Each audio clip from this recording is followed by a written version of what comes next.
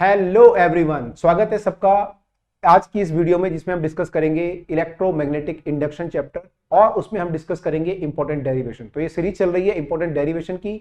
कौन कौन से डेरिवेशन इंपॉर्टेंट है सीबीएसई के पॉइंट ऑफ व्यू से, बोर्ड के पॉइंट ऑफ व्यू से, एनसीईआरटी में कौन कौन से डेरिवेशन है, तो कौन से डेरिवेशन है जो एनसीईआरटी के इंपॉर्टेंट है। तो आज हम देखने जा रहे हैं चैप्टर नंबर 6 इलेक्ट्रोमैग्नेटिक इंडक्शन। काफी इंटरेस्टिंग चैप्टर है, काफी सारी चीजें इसमें दी गई हैं।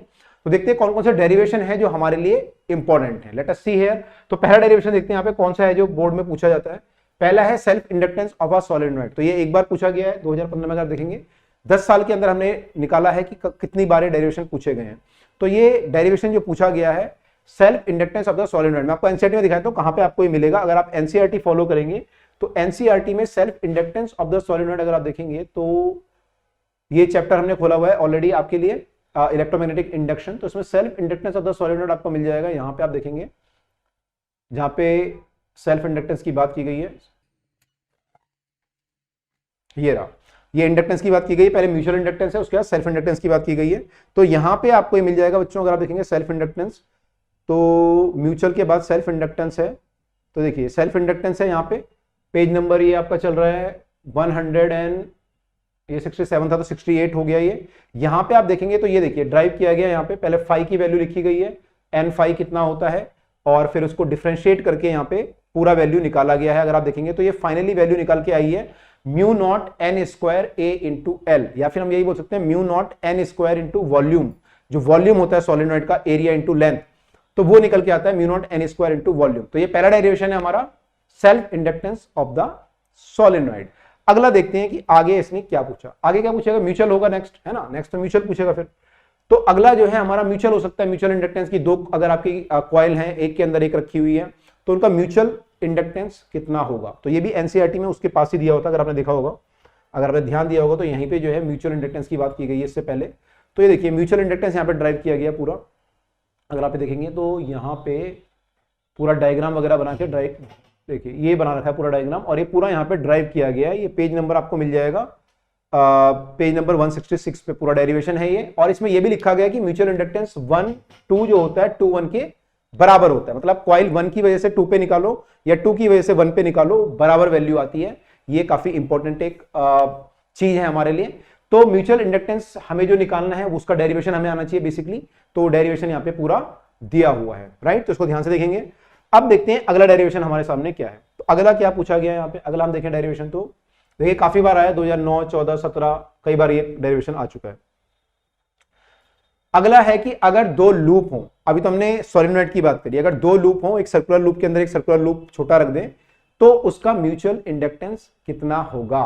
तो ये जो है एनसीईआरटी में एज अ क्वेश्चन की फॉर्म में दिया गया, क्वेश्चन है उसमें दिया गया है। अगर आप ध्यान से देखेंगे यहाँ पे तो क्वेश्चन है, इसके बाद ही वहां पे इसके बारे में डिस्कस किया गया। तो एक क्वेश्चन है यहाँ पे आप देखेंगे, ये देखिए ये क्वेश्चन दिया गया 2 कोसेंट्रिक सर्कुलर लूप वाला। तो यहाँ पे जो है पूरा डिस्कस किया गया है यहाँ पे कैसे कैसे हम लोग निकालेंगे। तो ये डेरिवेशन भी हमें आना चाहिए, राइट।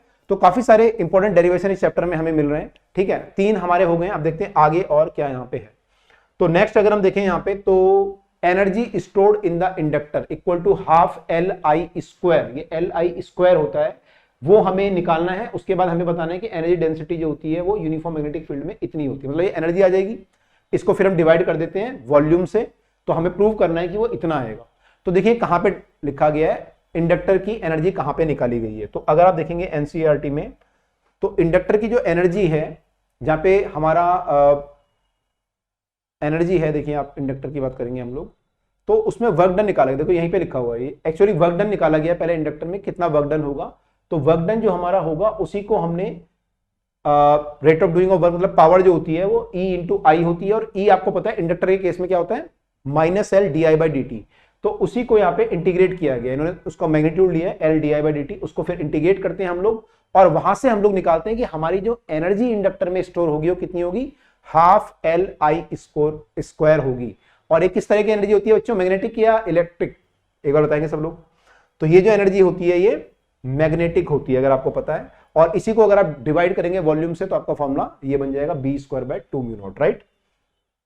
चलिए फिर लिखा है potential difference between the two end of a rod of length L moving with velocity v। अगर कोई रॉड जो है वेलोसिटी v से मूव कर रही है किसी मैग्नेटिक फील्ड में, उसके दो एंड के बीच में कितना पोटेंशियल डिफरेंस डेवलप होगा। ये दो डेरिवेशन है, एक तो रॉड स्ट्रेट मूव कर रही है और एक है कि अपने वो किसी एंड के अबाउट घूम रही है। तो इन दोनों केस का डेरिवेशन यहाँ पे पूछा है, अगला आप देखेंगे तो वही डेरिवेशन होगा। अगला डेरिवेशन एक्चुअली वही है, potential difference between the two end of the rod rotating in a uniform magnetic field. तो कांस्टेंट स्पीड से अगर मूव कर रही है ओमेगा से, तो कितना इसका मैग्नेटिक फील्ड होगा, कितना होता है वैसे पता है आपको? न्यूमेरिकली जब सॉल्व करते हैं आप लोग तो आपको याद होना चाहिए कितना होता है। तो यहां पे आप देखेंगे दोनों डेरिवेशन आपको दिए गए हैं। अगर आप देखेंगे हम लोग बात कर रहे हैं कॉइल के ईएमएफ की, सेल जो हमारा इंड्यूस ईएमएफ होता है उसकी बात कर रहे हैं हम लोग। तो यहां पे आप देखेंगे, देखिए दोनों डेरिवेशन दिए गए हैं यहाँ पे। ये देखिए इंड्यूस ईएमएफ की बात यहाँ पे की गई है। ये देखिए पहला वाला तो ये वाला है आपका कि अगर कोई कॉइल रोटेट कोई अगर आपकी रॉड जो है रोटेट कर रही है तो उसका कितना ईएमएफ इंड्यूस होगा। तो दो मेथड से उन्होंने किया है। एक मेथड तो आपका है कि हम एक स्मॉल एलिमेंट पे ईएमएफ निकाल लें और उसको फिर इंटीग्रेट करके वैल्यू निकाल लें। दूसरा तरीका है कि हम लोग लेंज लॉ का यूज करें, d∅dt इक्वल टू ईएमएफ होता है, तो हम इसको मान लें कितना फ्लक्स ये काटेगा t टाइम में और उसको हम लोग सॉल्व करें, वहां से हम लोग निकालें। तो दोनों तरीके से किया गया है, आपको कोई भी एक तरीका आना चाहिए, राइट। दूसरा था हमारा कि अगर स्ट्रेट मूव कर रही है तो क्या होगा, स्ट्रेट मूव कर रही है तो क्या होगा। तो यहाँ पे डेरिवेशन वो भी दिया गया, देखेंगे आप तो इसके पास में ही दिया गया है, यहाँ पे ये देखिए ये दिया गया है, ये डायग्राम बना के इन्होंने देखा कि ये रॉड अगर मूव कर रही है इधर को तो इसका फ्लक्स कितना चेंज होगा। पहले फ्लक्स निकाला गया, उसको फिर चेंज निकाला गया, उसको ईएमएफ के बराबर किया है, तो आंसर कितना है BLV आया है, राइट। और अभी मैंने आपसे क्वेश्चन पूछा था कि कितना होगा अगर रॉड रोटेट कर रही होगी, तो अगर आपने सही गैस किया होगा यहाँ पे तो कितना आता है हाफ BL² इंटू ओमेगा। यहाँ पे देखिए हाफ BL² की जगह R ले लिया इन्होंने, R² इंटू ओमेगा, तो ये हमारा ईएमएफ आता है। तो ये सारे इंपॉर्टेंट डेरिवेशन है। अब देखते हैं इसमें अगला कौन सा है। तो यहाँ पे एक और हमारा है एसी जनरेटर से रिलेटेड। अगर हमारी कॉइल जो है रोटेट कर रही है किसी मैग्नेटिक फील्ड में तो उसमें ईएमएफ कितना डेवलप होगा उसमें मैक्सिमम ईएमएफ कितना होगा और ईएमएफ कितना डेवलप होगा, मैक्सिमम कितना होगा। तो वो देखिए हम तो जनरेटर में यहाँ पे दिया गया, अगर आप देखेंगे यहाँ पे तो ये देखिए यहाँ पे एसी जनरेटर की बात की गई है बच्चों, यहाँ पे इसी चैप्टर में। तो वहां पे जो है सिंपल से दिया गया है फॉर्मूला, पहले फ्लक्स लिखा गया है, पहले हम फ्लक्स लिखते हैं, फ्लक्स की वैल्यू जो होती है B इंटू एरिया होती है, वहां से हम लोग इंटू n से मल्टीप्लाई करते हैं, फिर फ्लक्स को डिफरेंशिएट करते हैं, ठीक है। तो यहाँ पे लिखा गया कि B into area into cos theta लेते हैं, कॉस थीटा को कॉस ओमेगा टी ले लेंगे, वहां से हमारा ये डेरिवेशन आता है। तो ये जो वैल्यू आती है आपकी ईएमएफ की वो आती है NBA omega sine omega t, और मैक्सिमम वैल्यू कब होगी जब sine omega t equal to 1 हो जाएगा।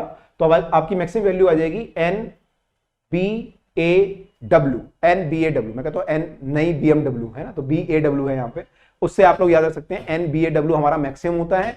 और आपको यह भी मालूम होना चाहिए कौन से केस में हमारा ईएमएफ मैक्सिमम होता है और कौन से केस में ईएमएफ 0 होता है। तो आपकी कॉइल जब मैग्नेटिक फील्ड के, आप बोल सकते हैं उसका प्लेन जो होता है वो मैग्नेटिक फील्ड के पैरेलल होता है, तो हमारा ईएमएफ जो आता है वो मैक्सिमम आता है। और जब कॉइल आपकी परपेंडिकुलर होती है तो ईएमएफ 0 आता है। लेकिन अगर आप एरिया वेक्टर की फॉर्म में बोलें तो जब एरिया वेक्टर आपका हम बोलेंगे परपेंडिकुलर होगा मैग्नेटिक फील्ड के, तो उस केस में ईएमएफ मैक्सिमम आएगा, ठीक है। तो ये आपको याद रखना है। तो काफी सारे डेरिवेशन है। अब देखते हैं यहाँ पे इंपॉर्टेंट हमारे कौन से लग रहे हैं हमें, जो इंपॉर्टेंट है इसमें से आप देखेंगे बार बार कौन से आ रहे हैं। जैसे ये आप मान सकते हो ये तो 1-2 बार आया है, उसके अलावा आप देखेंगे तो ये भी 2 बार आया है, ये आप देखेंगे तो कंपार्टमेंट में आया यूजुअली। उसके बाद ये जो है ये भी 1 बार ही आया है, ये भी 1 बार है, लेकिन ये काफी बार आया, तो ये काफी इंपॉर्टेंट है। यानी म्यूचुअल इंडक्टेंस वाला तो बहुत इंपॉर्टेंट इस चैप्टर में, तो हमें ये तो ध्यान रखना है म्यूचुअल इंडक्टेंस वाला। तो मेन जो डेरिवेशन है म्यूचुअल इंडक्टेंस वाला ही बना। तो आई होप सब लोगों को क्लियर हुआ होगा कौन से डेरिवेशन हमें करने हैं और कहां से करने हैं। अगर वीडियो पसंद आई हो तो लाइक जरूर करें और शेयर करें। तो मिलते हैं अगली वीडियो में जिसमें हम डिस्कस करेंगे अगला चैप्टर अल्टरनेटिंग करंट, उसमें हमें कौन से डेरिवेशन करने हैं। See you in the next video.